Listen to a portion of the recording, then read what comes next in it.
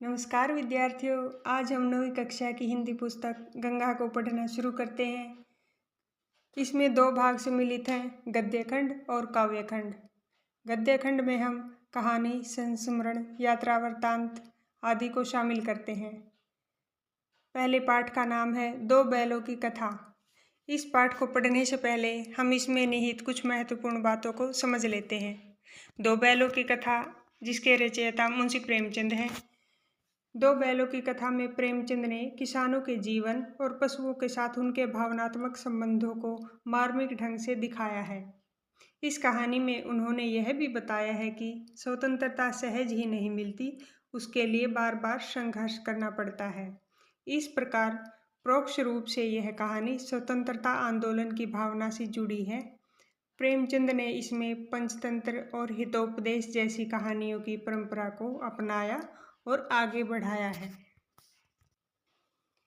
जैसा कि पाठ की शुरुआत में ही बताया गया है कि यह कहानी न सिर्फ दो पशुओं की भावनात्मक जुड़ाव की है, बल्कि परोक्ष रूप से यह हमें स्वतंत्रता के आंदोलन के बारे में भी बताती है, जिसको आप अपने तरफ से समझने का प्रयास कीजिएगा। चलो पाठ को पढ़ना शुरू करते हैं। जानवरों में गधा सबसे ज़्यादा बुद्धिहीन समझा जाता है। हम जब किसी आदमी को परले दर्जे का बेवकूफ़ कहना चाहते हैं तो उसे गधा कहते हैं। गधा सचमुच बेवकूफ़ है या उसके सीधेपन, उसकी निरापद सहिष्णुता ने उसे यह पदवी दे दी है, इसका निश्चय नहीं किया जा सकता। गाय सींग मारती है। ब्याई हुई गाय तो अनायास ही सिंहनी का रूप धारण कर लेती है। कुत्ता भी बहुत गरीब जानवर है, लेकिन कभी कभी उसे भी क्रोध आ ही जाता है, किंतु गधे को कभी क्रोध करते नहीं सुना न देखा। देखिए इसमें क्या कहा गया है। गधे को बहुत ही सहनशील किस्म का जानवर बताया गया है। जितना चाहो गरीब को मारो, चाहे जैसी खराब सड़ी हुई घास सामने डालो, उसके चेहरे पर कभी असंतोष की छाया भी न दिखाई देगी। वैशाख में चाहे एक आध बार कुलेल कर लेता हो, पर हमने तो उसे कभी खुश होते नहीं देखा। उसके चेहरे पर एक स्थायी विषाद स्थायी रूप से छाया रहता है। तो कुछ ऐसी स्थिति बताई गई है। सुख दुख हानि लाभ किसी भी दशा में उसे बदलते नहीं देखा। ऋषियों मुनियों के जितने गुण हैं वे सभी उसमें पराकाष्ठा को पहुंच गए हैं, पर आदमी उसे बेवकूफ़ कहता है। सद्गुणों का इतना अनादर कहीं नहीं देखा। कदाचित सीधापन संसार के लिए उपयुक्त नहीं है। तो देखिए भारतीयों की अफ्रीका में क्या दुर्दशा हो रही है। क्यों अमेरिका में उन्हें घुसने नहीं दिया जाता। बेचारे शराब नहीं पीते, 4 पैसे कुछ समय के लिए बचा कर रखते हैं, जी तोड़कर काम करते हैं, किसी से लड़ाई झगड़ा नहीं करते, 4 बातें सुनकर गम खा जाते हैं, फिर भी बदनाम हैं।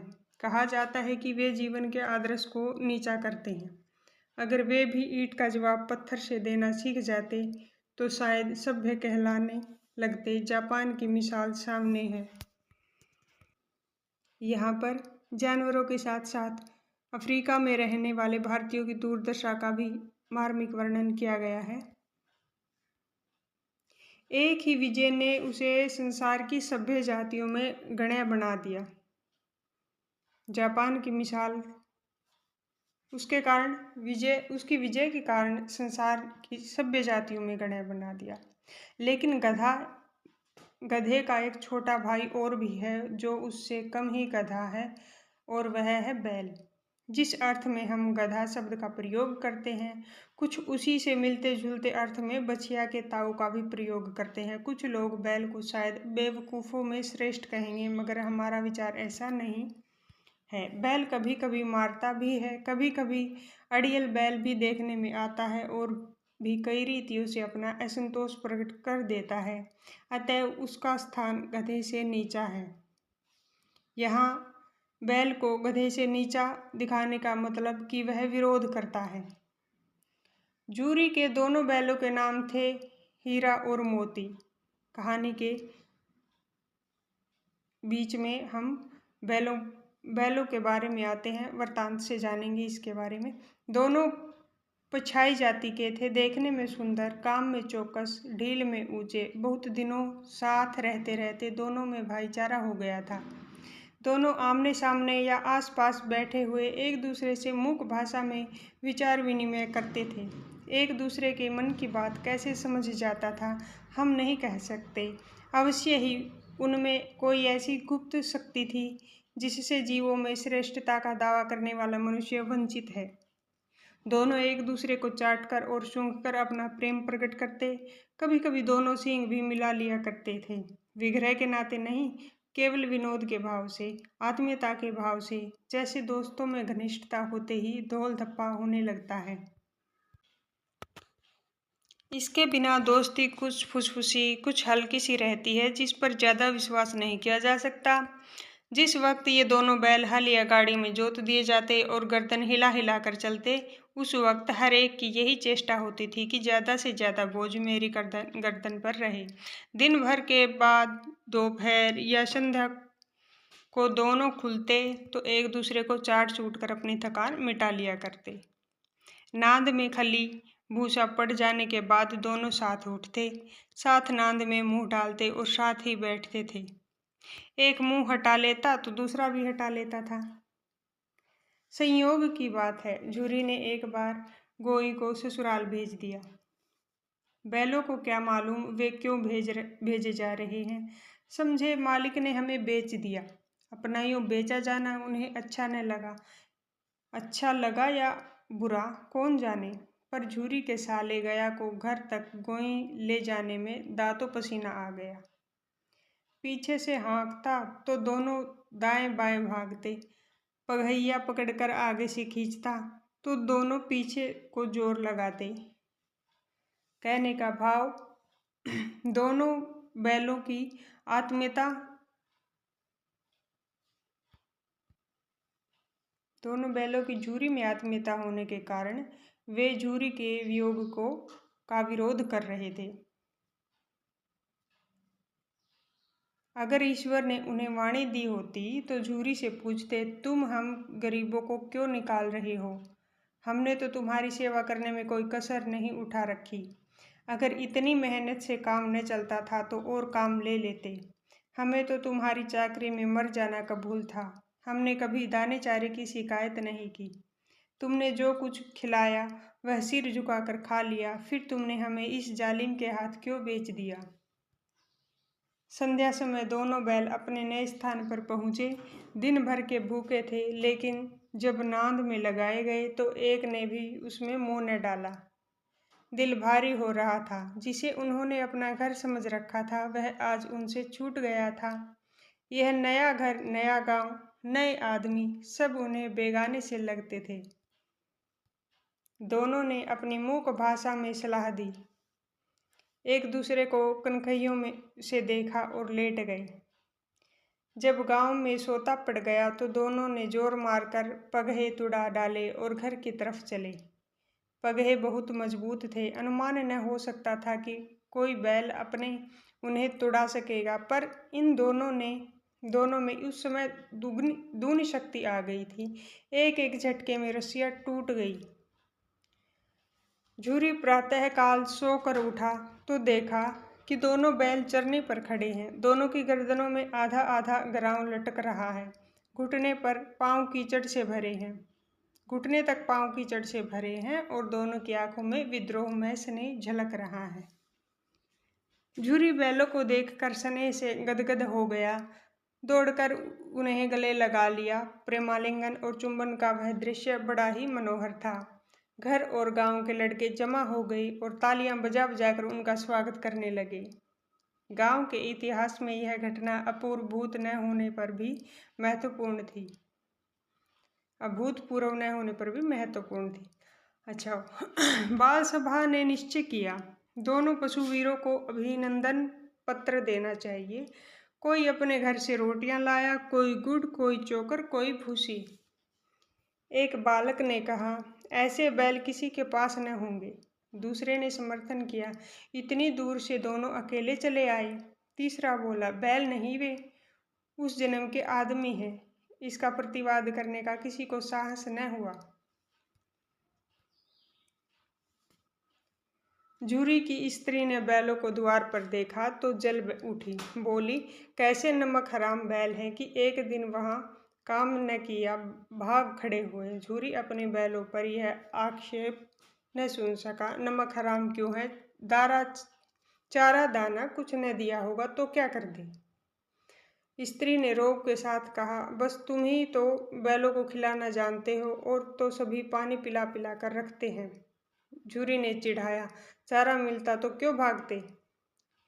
स्त्री चिढ़ी, भागे इसलिए कि वे लोग तुम जैसे बुद्धुओं की तरह बैलों को सहलाते नहीं, खिलाते हैं तो रगड़कर जोतते भी हैं। ये दोनों ठहरे कामचोर भाग निकले। अब देखूं कहाँ से खली और चोकर मिलता है। सूखे भूसे के सिवा कुछ न दूंगी, खाए चाहे मरे। वही हुआ। मजूर को बड़ी ताकीद कर दी गई कि बैलों को खाली सूखा भूसा दिया जाए। बैलों ने नांद में मुंह डाला तो फीका फीका, न कोई चिकनाहट न कोई रस। क्या खाएं? आशा भरी आंखों से द्वार की ओर ताकने लगे। झूरी ने मजूर से कहा, थोड़ी सी खली क्यों नहीं डाल देता? मालकिन मुझे मार ही डालेंगी। चुरा कर डाल आ। ना दादा, पीछे से तुम ही उसी की ही किसी कहोगे। कहानी का भाग 2। दूसरे दिन झूरी का साला फिर आया और बैलों को ले चला। अब कि उसने दोनों को गाड़ी में जोता। दो चार बार मोती ने गाड़ी को सड़क की खाई में गिराना चाहा, पर हीरा ने संभाल लिया। वह ज्यादा सहनशील था। संध्या समय घर पहुंचकर उसने दोनों को मोटी रस्सियों से बांधा और कल की शरारत का मजा चखाया। फिर वही सूखा भूसा डाल दिया। अपने दोनों बैलों को खली चूनी सब कुछ दी। दोनों बैलों का ऐसा अपमान कभी न हुआ था। झूरी इन्हें फूल की छड़ी से भी न छूता था। उसकी टिटकार पर दोनों उड़ने लगते थे। यहाँ मार पड़ी। आहत सम्मान की व्यथा तो थी ही, उस पर मिला सूखा भूसा। नांद की तरफ आंखें तक न उठाई। दूसरे दिन गया ने बैलों को हल में जोता, पर इन दोनों ने अपने पांव न उठाने की कसम खा ली थी। वह मारते मारते थक गया, पर दोनों ने पांव न उठाया। एक बार जब उस निर्दयी ने हीरा के नाक पर खूब डंडे जमाए तो मोती का गुस्सा काबू से बाहर हो गया। हल लेकर भागा। हल, रस्सी, जुआ, जोत सब टूट टाट कर बराबर हो गया। गले में बड़ी बड़ी रस्सियां न होती तो दोनों पकड़ाई में न आते।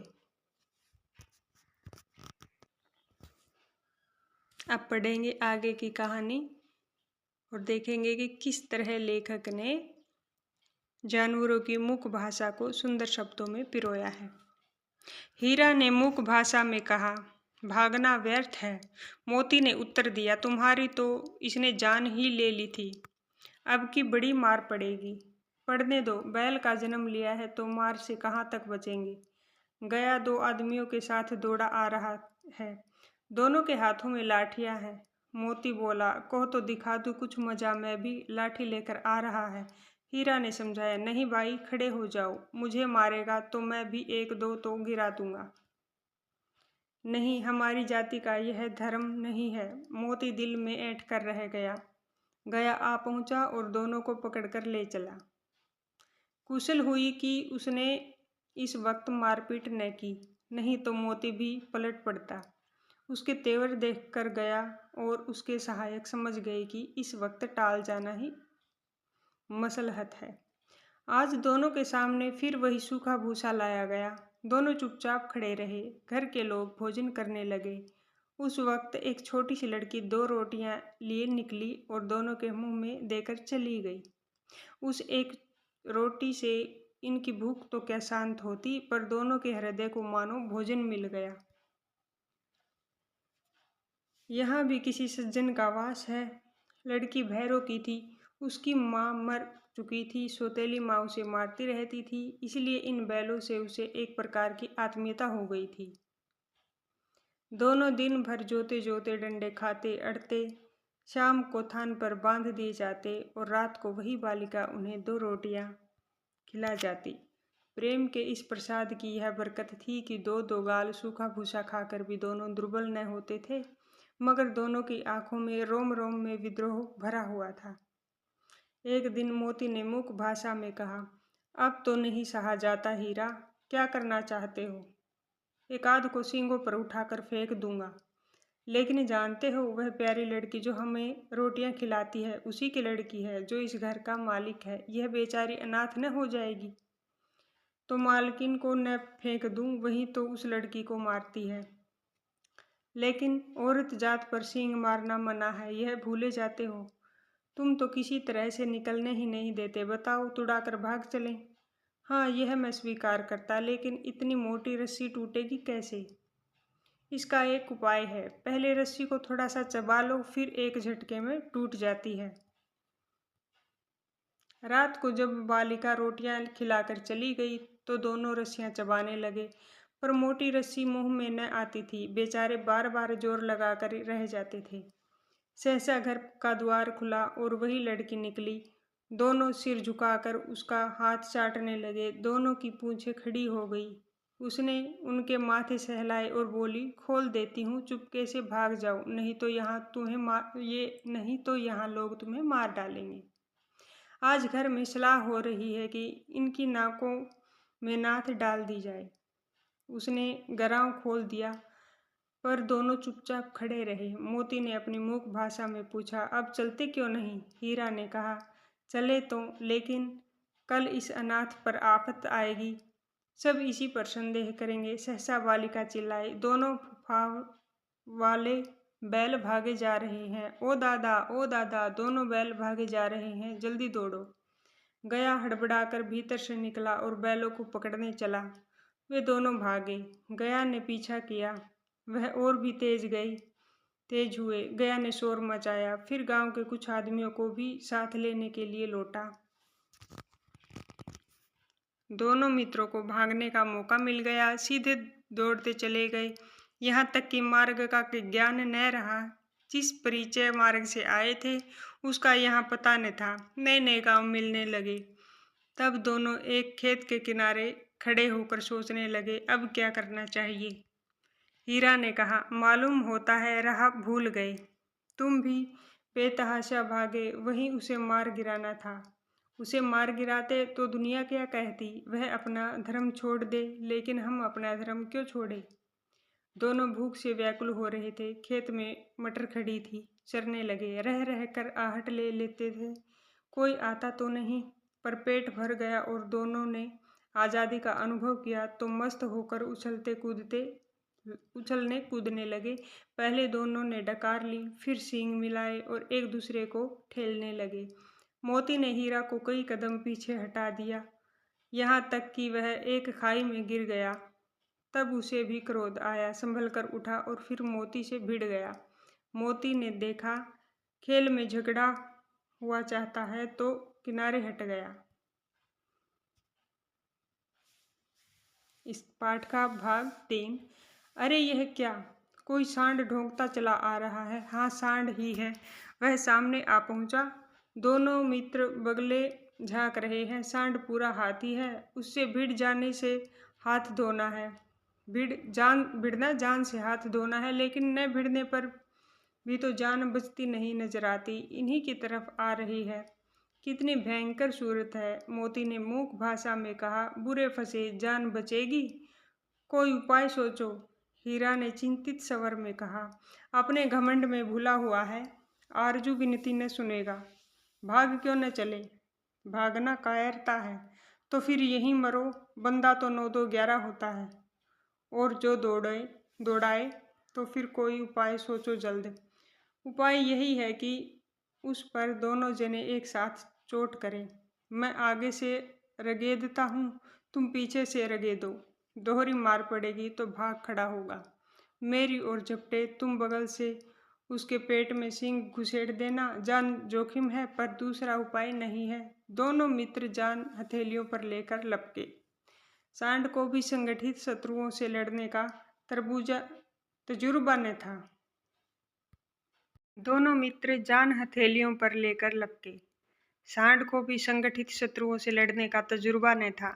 वह तो एक शत्रु से मल्ल युद्ध करने का आदी था। ज्यों ही हीरा पर झपटा, मोती ने पीछे से दौड़ाया। सांड उसकी तरफ मुड़ा तो हीरा ने रगेदा। सांड चाहता था कि एक एक करके दोनों को गिरा ले, पर ये दोनों भी उस्ताद थे, उसे यह अवसर न देते थे। एक बार सांड झल्लाकर हीरा का अंत कर देने के लिए चला कि मोती ने बगल से आकर पेट में सींग भोंक दी। सांड क्रोध में आकर पीछे फिरा तो हीरा ने दूसरे पहलू में सींग चुभा दिया।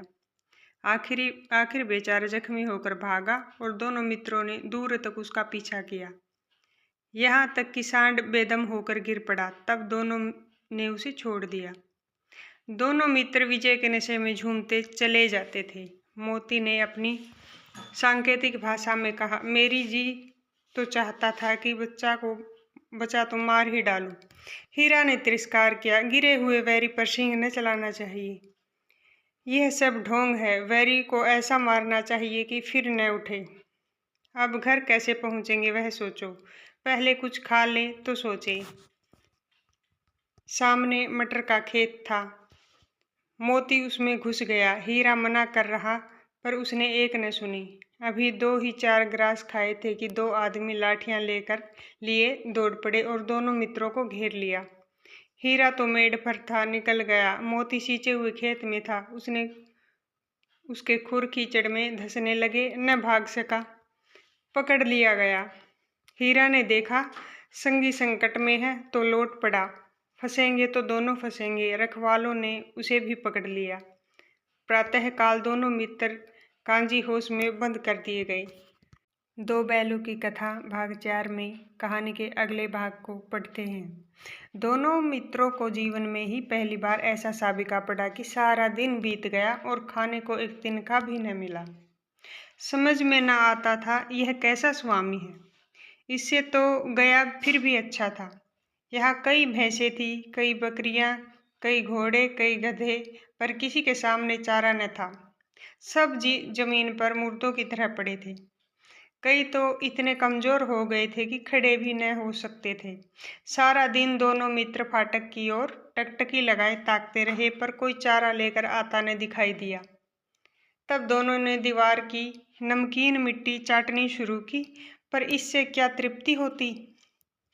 रात को भी जब कुछ भोजन न मिला तो हीरा के दिल में विद्रोह की ज्वाला दहक उठी। मोती से बोला, अब तो नहीं रहा जाता मोती। मोती ने सिर लटकाए हुए जवाब दिया, मुझे तो मालूम होता है प्राण निकल रहे हैं।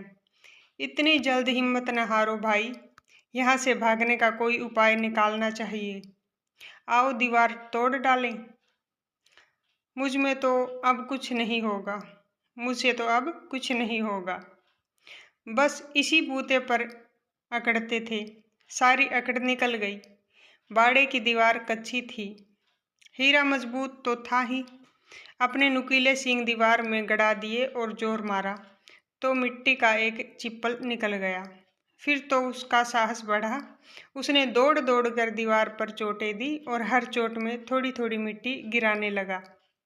उसी समय कांजी होश का चौकीदार लालटेन लेकर जानवरों की हाजिरी लेने का आ निकला।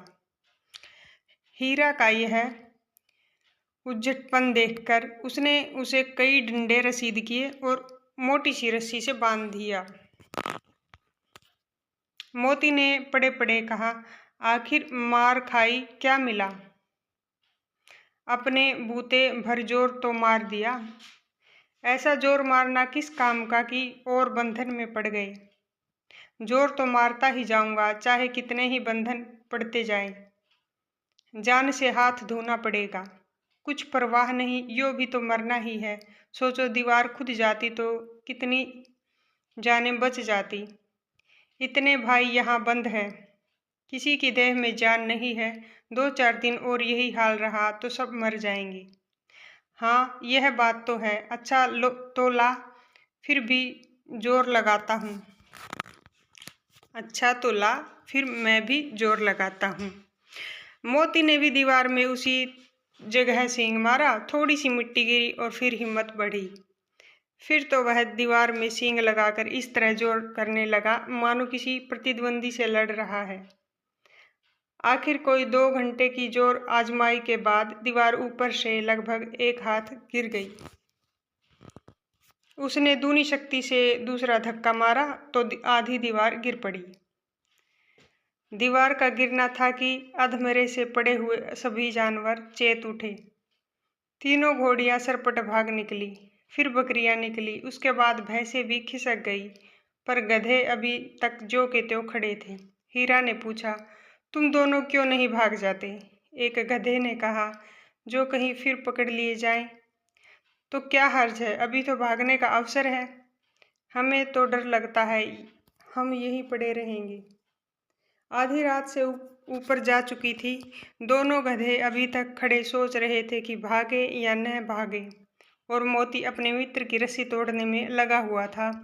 जब वह हार गया तो हीरा ने कहा, तुम जाओ, मुझे यहीं पड़ा रहने दो, शायद कहीं भेंट हो जाए।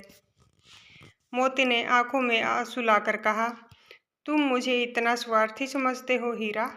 हम और तुम इतने दिनों एक साथ रहे हैं, आज तुम विपत्ति में पड़ गए तो मैं तुम्हें छोड़कर अलग हो जाऊं? हीरा ने कहा, बहुत मार पड़ेगी, लोग समझ जाएंगे यह तुम्हारी शरारत है। मोती गर्व से बोला, जिस अपराध के लिए तुम्हारे गले में बंधन पड़ा, उसके लिए अगर मुझ पर मार पड़े तो क्या चिंता। इतना तो हो ही गया कि 9-10 प्राणियों की जान बच गई, वे सब तो आशीर्वाद देंगे। यह कहते हुए मोती ने दोनों गधों को सींगों से मार मार कर बाड़े के बाहर निकाला और तब अपने बंधु के पास आकर सो रहा। भोर होते ही मुंशी और चौकीदार तथा अन्य कर्मचारियों से में कैसी खलबली मची, इसके लिखने की जरूरत नहीं। बस इतना ही काफी है कि मोती की खूब मरम्मत हुई और उसे भी मोटी रस्सी से बांध दिया गया। भाग 5। एक सप्ताह तक दोनों मित्र वहां बंधे पड़े रहे। किसी ने चारे का एक तृण भी न डाला। हाँ, एक बार पानी दिखा दिया जाता था, यही उनका आधार था। दोनों इतने दुर्बल हो गए थे कि उठा तक न जाता था, ठठरियां निकल आई थी। एक दिन बाड़े के सामने डुग्गी बजने लगी और दोपहर होते होते 50-60 आदमी जमा हो गए। तब दोनों मित्र निकाले गए और उनकी देखभाल होने लगी। लोग आकर उनकी सूरत देखते और मन फीका करके चले जाते। ऐसे मृत बैलों का कौन खरीदार होता। सहसा एक दड़ियल आदमी, जिसकी आंखें लाल थी और मुद्रा अत्यंत कठोर, आया और दोनों बैलों में के कूल्हों में उंगली गोदकर मुंशी जी से बातें करने लगा। उसका चेहरा देखकर अंतर्ज्ञान से दोनों मित्रों के दिल कांप उठे। वह कौन है और उन्हें क्यों टटोल रहा है, इस विषय में उन्हें कोई संदेह न हुआ। दोनों ने एक दूसरे को भीत नेत्रों से देखा और सिर झुका लिया। हीरा ने कहा, गया के घर से नाहक भागे, अब जान न बचेगी। मोती ने अश्रद्धा के भाव से उत्तर दिया, कहते हैं भगवान सबके ऊपर दया करते हैं, उन्हें हमारे ऊपर क्यों दया नहीं आती। भगवान के लिए हमारा मरना जीना दोनों बराबर हैं। चलो अच्छा ही है, कुछ दिन उसके पास तो रहेंगे। एक बार भगवान ने उस लड़की के रूप में हमें बचाया था, क्या अब न बचाएंगे? यह आदमी छुरी चलाएगा, देख लेना। तो क्या चिंता है, मांस खाल सींग हड्डी सब किसी न किसी काम आ जाएगी। नीलामी हो जाने के बाद दोनों मित्र उस दड़ियल के साथ चले। दोनों की बोटी बोटी कांप रही थी। बेचारे पांव तक न उठा सकते थे, पर भय के मारे गिरते पड़ते भाग जाते थे, क्योंकि वह जरा भी चाल धीमी हो जाने पर जोर से डंडा जमा देता था। राह में गाय बैलों का एक रेवड़ हरे हरे हार में चरता नजर आया। सभी जानवर प्रसन्न थे, चिकने चप्पल। कोई उछलता था, कोई आनंद से बैठा पागुर करता था। कितना सुखी जीवन था इनका, पर कितने स्वार्थी हैं सब। किसी को चिंता नहीं कि उनके 2 भाई बधिक के हाथ पड़े कैसे दुखी हैं। सहसा दोनों को ऐसा मालूम हुआ कि यह परिचित रहा है। हाँ, इसी रास्ते से गया उन्हें ले गया था। वही खेत, वही बाग, वही गांव मिलने लगे। प्रत्येक क्षण उनकी चाल तेज होने लगी। सारी थकान, सारी दुर्बलता गायब हो गई। आह, यह लो, अपना ही हार आ गया। इसी कुएं पर हम पुर चलाने आया करते थे, यही कुआं है। मोती ने कहा, हमारा घर नगीच आ गया। हीरा बोला, भगवान की दया है, मैं तो अब घर भागता हूँ। यह जाने देगा, इसे मैं मार गिराता हूँ। नहीं नहीं, दौड़कर थान पर चलो, वहाँ से हम आगे न जाएंगे। दोनों उन्मत्त होकर बछड़ों की भांति कुलेले करते हुए घर की ओर दौड़े। वह हमारा थान है। दोनों दौड़कर अपने थान पर आए और खड़े हो गए। धड़ियल भी पीछे पीछे दौड़ा चला आया था। झूरी द्वार पर बैठा धूप खा रहा था। बैलों को देखते ही दौड़ा और उन्हें बारी बारी से गले लगाने लगा। मित्रों की आंखों से आनंद के आंसू बहने लगे। एक झूरी का हाथ चाट रहा था। धड़ियल ने जाकर बैलों की रस्सियां पकड़ ली। झूरी ने कहा, मेरे बैल हैं। तुम्हारे बैल कैसे? मैं मवेशी खाने से नीलाम लिए आता हूँ। मैं तो समझता हूँ चुराए लिए आते हो। चुपके से चले जाओ, मेरे बैल हैं, मैं बेचूंगा तो बिकेंगे। किसी को मेरे बैल नीलाम करने का क्या अख्तियार है? जाकर थाने में रपट कर दूंगा। मेरे बैल हैं, इसका सबूत यह है कि मेरे द्वार पर खड़े हैं। धड़ियल झल्लाकर बैलों को जबरदस्ती पकड़ ले जाने के लिए बढ़ा। उसी वक्त मोती ने सींग चलाया। धड़ियल पीछे हटा। मोती ने पीछा किया। धड़ियल भागा। मोती पीछे दौड़ा। गांव के बाहर निकल जाने पर वह रुका, पर खड़ा धड़ियल का रास्ता देख रहा था। धड़ियल दूर खड़ा धमकियां दे रहा था, गालियां निकाल रहा था, पत्थर फेंक रहा था, और मोती विजयी सुर की भांति उसका रास्ता रोके खड़ा था। गांव के लोग यह तमाशा देखते थे और हंसते थे। जब धड़ियल हार कर चला गया तो मोती अकड़ता हुआ लौटा। हीरा ने कहा, मैं डर रहा था कि कहीं तुम गुस्से में आकर मार न बैठो। अगर वह मुझे पकड़ता तो मैं बेमारे न छोड़ता। अब न आएगा तो दूर ही से खबर लूंगा। देखूं कैसे ले जाता है। जो गोली मरवा दे, मर जाऊंगा, पर उसके काम तो ना आऊंगा। हमारी जान को कोई जान ही नहीं समझता, इसलिए कि हम इतने सीधे हैं। जरा देर में नांदों में खली, भूसा, चोकर और दाना भर दिया गया और दोनों मित्र खाने लगे। झूरी खड़ा दोनों को सहला रहा था और 20 लड़के तमाशा देख रहे थे। सारे गांव में उत्साह सा मालूम होता था। उसी समय मालकिन ने आकर दोनों के माथे चूम लिए।